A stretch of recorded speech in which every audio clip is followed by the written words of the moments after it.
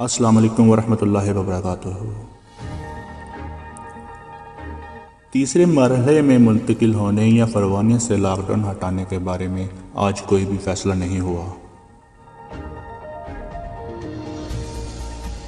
باخبر ذرائع نے القباس کی تصدیق کے مطابق کابینہ نے تیسرے مرحلے میں جانے کا کوئی فیصلہ نہیں کیا۔ کچھ دیر پہلے اپنی میٹنگ کے دوران فروانے سے لاک ڈاؤن ہٹانے کے بارے میں کوئی فیصلہ نہیں لیا گیا۔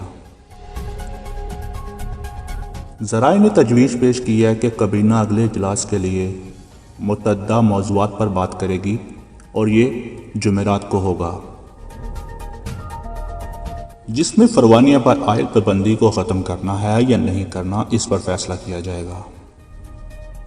تیسرے مرحلے میں جانے کا امکان اور اس کے اہم ترین طریقہ کار اور سفارشات پر تبادلہ خیال کرنا بھی شامل ہے۔ وزارت صحت ذرائع نے زور دے کر کہا کہ صحت کے حکام کے ذریعے تمام اختیارات اور طریقہ کار کا تعین کیا جائے گا اور کرونا وائرس کے انفیکشن کے معاملات میں اضافے یا کمی کی بنیاد پر ان کو تبدیل کیا جا سکتا ہے۔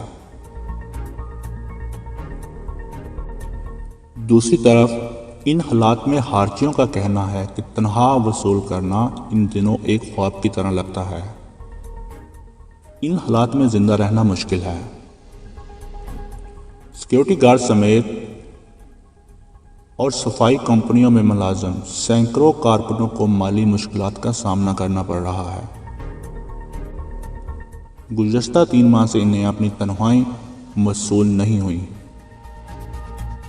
جو اس پھیلے ہوئے بحران کے دوران معمولی پیشوں کے لوگوں نے برداشت کیا ہے۔ ایک سیکیورٹی گارڈ نے کہا کہ 90 دینار کی تنخواہ وصول کرنا اس کے اور اس کے دوسرے ساتھیوں کے لیے اب ایک خواب کی طرح ہے،